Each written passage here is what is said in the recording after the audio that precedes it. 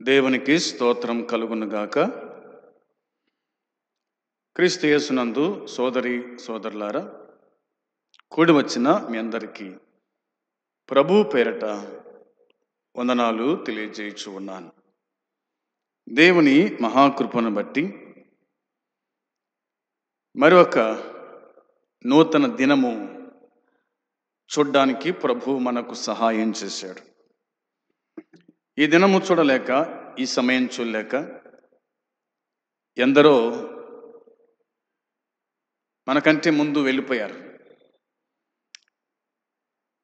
దేవుని మహాకృపను బట్టి మాత్రమే మనము ఈ దినము చూస్తూ ఉన్నాం. దేవుని సన్నిధికి మనము రాగలిగినాం. కాబట్టి ఈ దినమందు కూడి వచ్చిన మీరందరూ కూడా శ్రద్ధగా ఈ మాటలు ఆలకించవలసిందిగా నేను మీకు జ్ఞాపకం చేస్తూ ఉన్నాను. ఈ దినము ప్రత్యేకించి ఇర్మియా గురించి కొన్ని సంగతులను ఆలోచన చేద్దాం. విలాప వాక్యముల గ్రంథం 3వ అధ్యాయము 57వ వచనము నేను మీకోసమై చదువుచున్నాను. నేను నీకు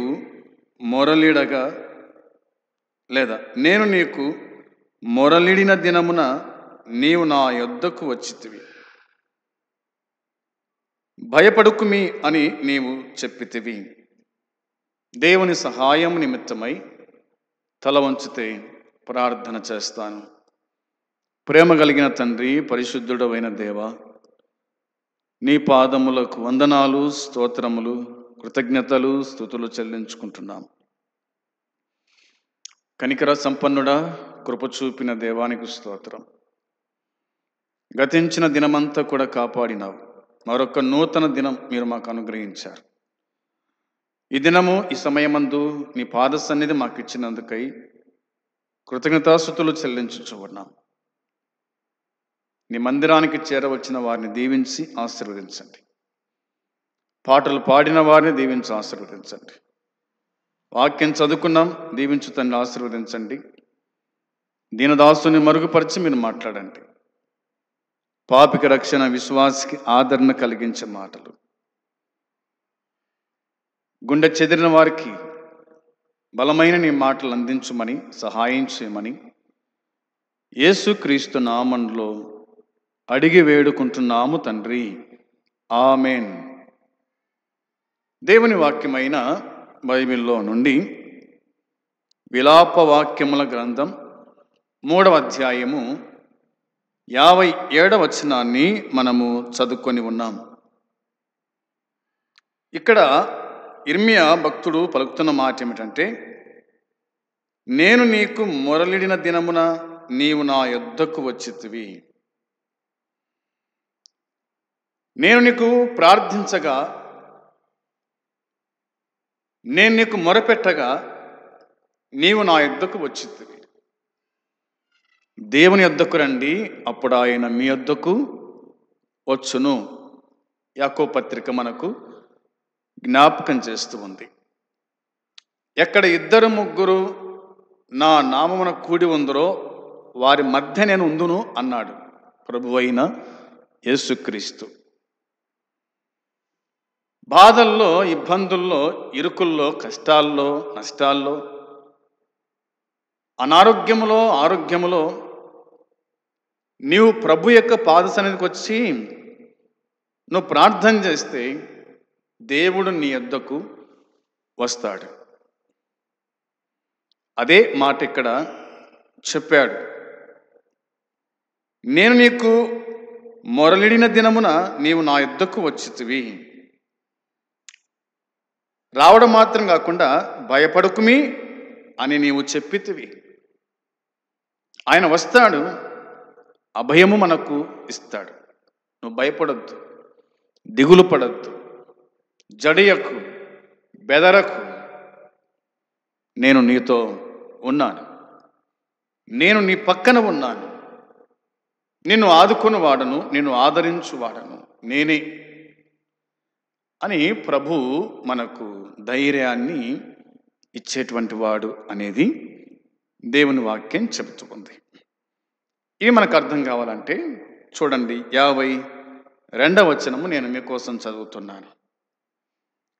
ఒకడు పక్షిని తరుమునట్లు శత్రువులు నిర్నిమిత్తముగా నన్ను వెనువెంట తరుముదురు అనే మాట వ్రాయబడింది. ఒకడు ఏ విధంగా పక్షిని తరుముతాడో దాన్ని పట్టుకోవడానికి, దాన్ని అంతం చేయడానికి, అదే విధంగా శత్రువులు నిర్నిమిత్తముగా నన్ను వెంటాడి తరుముచు ఉన్నారు. వెనువెంట తరుముచు ఉన్నారు. వెనువెంట తరుముచున్నారు. తరిమి సాలించిన వెంటనే మరల తరుముచు ఉన్నారు. ఇర్మియా పరిగెత్తి ఆగి పరిగెత్తి ఆగి పరిగెత్తి ఆగి. ఇర్మియా జీవితాన్ని మనం జ్ఞాపకం చేసుకుంటే ఎన్ని కష్టాలు పడ్డాడో. శత్రు సైన్యం, పరాయి రాజులు, అధికారులు, ప్రవక్తలు వారు హింసించారు. ఇర్మియా ఒక ప్రవక్త, విలిపించినాడు. మనము చదువుతాం మిగతా వచనాలు. కాబట్టి ఒకడు పక్షిని తరుమునట్లు శత్రువులు నిర్నిమిత్తముగా నన్ను వెనువెంట తరుముచు ఉన్నారు. 63వ వచనంలో రాయబడిన మాట, వారు కూర్చుండుటను వారు లేచుటను నీవు కనిపెట్టుము, నేను వారి పాటలకు ఆస్పదమైతిని అని అన్నాడు. ఈ 52 నుంచి 63 వరకు మనము ఈ దినమందు కొంత నేను జ్ఞాపకం చేస్తూ మీకు వస్తాను. ఈ మాటలు ఇర్మియా అనుభవాలను గుర్తు చేస్తున్నాయి అనేది గుర్తుపెట్టుకోవాలి. ఇర్మియా అనుభవాలను గుర్తు చేస్తున్నాయి. విలాప వాక్యముల గ్రంథం 3:33లో 3వ అధ్యాయం 33వ వచనము, హృదయపూర్వకముగా ఆయన నరులకు విచారము నైనను బాధనైనను కలుగజేయడు అని అన్నాడు. దేవుడు కావాలని తన భక్తులైన వారికి బాధను కలగజేయడు. నేను ఇలా చదువుతాను, వినండి. ప్రజలను వారి పాపములను బట్టి శిక్షించడంలో దేవుడు ఆనందించడు. దేవుడు ఆనందించువాడు కాదు. ప్రజల పాపాలను బట్టి ప్రజలను శిక్షించడంలో ఆనందించువాడు కాదు. మరొక మాట, కేవలము లోకములో నైతికమైన క్రమాన్ని కొనసాగించడం కోసం మాత్రమే ఆయన అలా చేస్తాడు. అర్థమైంది మాట? కేవలం లోకములో నైతికమైన క్రమాన్ని కొనసాగించడం కోసమే ఆయన అలాగా చేస్తాడు. అంటే శిక్షిస్తాడు, వెంటనే ఆయన జాలి పడతాడు. తండ్రి శిక్షించని కుమారుడు విరోధి అయినట్టుగా శిక్షించకపోతే నీవు సరిచేయబడవు కదా. కాబట్టి కొన్ని సందర్భాల్లో నీ మేలు కోసమే ఆయన నిన్ను శిక్షిస్తాడు. శ్రమల గుండా ఆయనని తీసుకొని వెళ్తాడు అనేది అర్థం చేసుకుందాం.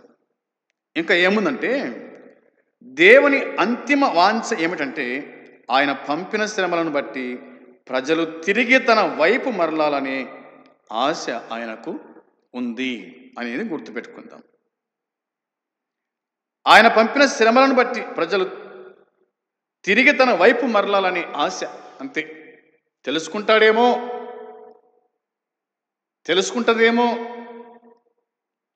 దిద్దుకుంటదేమో, నా యుద్ధకు వస్తారేమో అని ఆయన శ్రమలు పంపిస్తాడు. కానీ అంతకంటే నిన్ను బాధించాలి, నిన్ను ఇబ్బంది పెట్టాలి, నిన్ను ఇరుకున వారేయాలా, నిన్ను నాశనం చేయాలా అన్న ఆశ, కోరిక ఆయనకి ఏమాత్రం కూడా లేదు అన్నది మనము అర్థం చేసుకునే వారిగా ఉండాలి.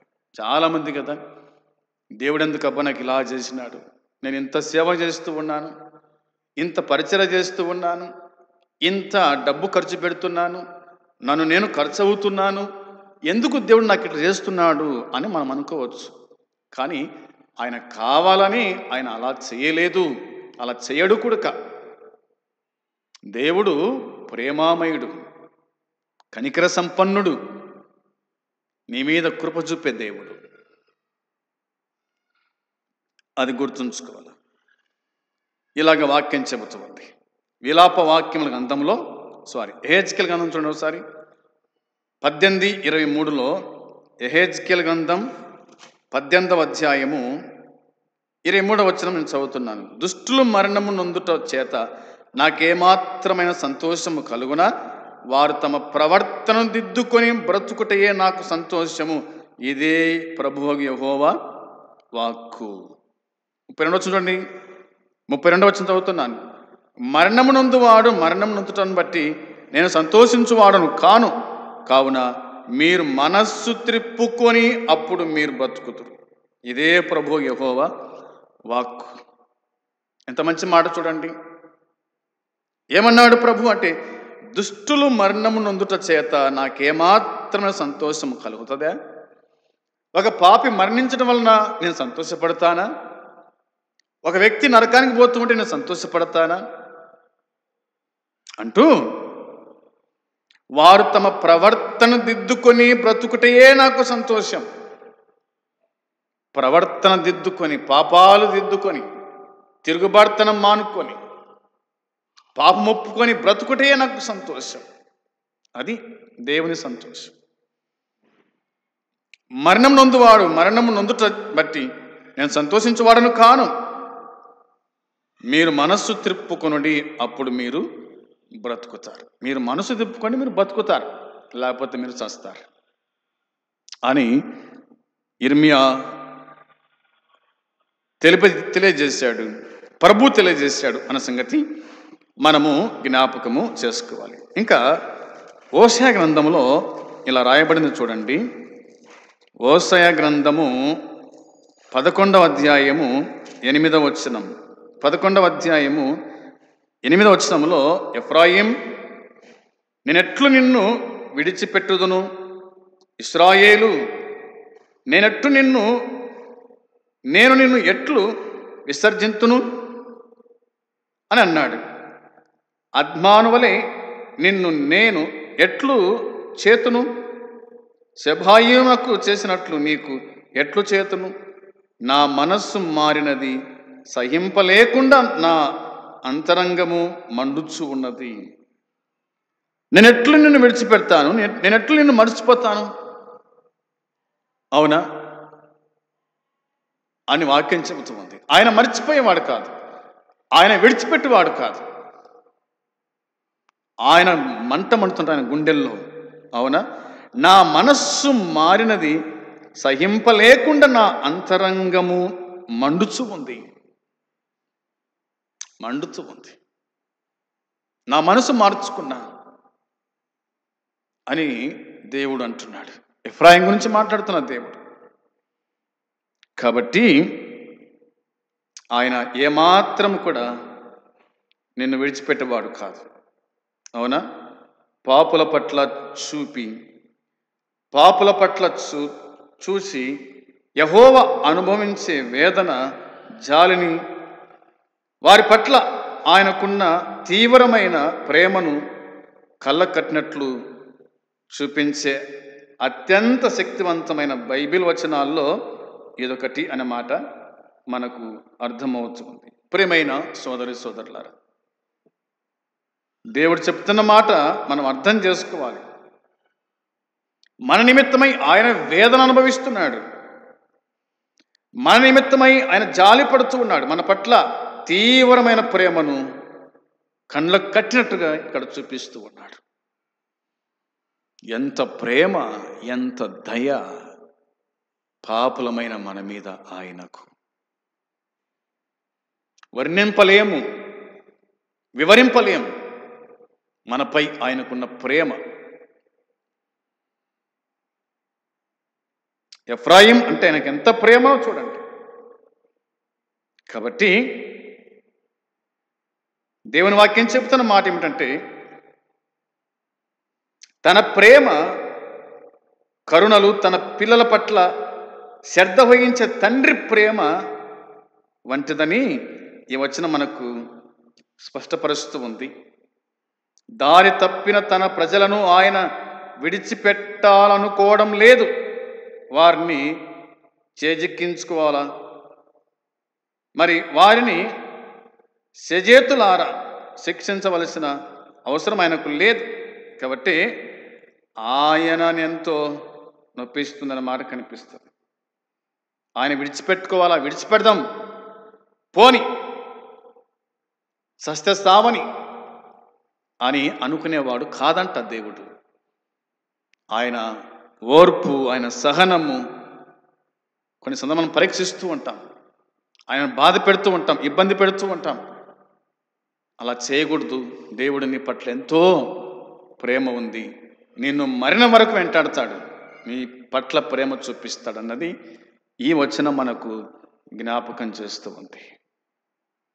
పేతురు రాసిన 2వ పత్రిక 3వ అధ్యాయం 9వ వచనంలో, పేతురు రాసిన 2వ పత్రిక 3వ అధ్యాయం 9వ వచనంలో, కొందరు ఆలస్యమని ఎంచుకున్నట్లు ప్రభు తన వాగ్దానం బట్టి గూర్చి ఆలస్యం చేయవాడు కాడు గాని ఎవడు నశింపవలనని ఇచ్చయింపక అందరూ మారు మనసు పొందవలనని కోరుచు మీ ఎడల దీర్ఘశాంతం గలవాడై ఉన్నాడు.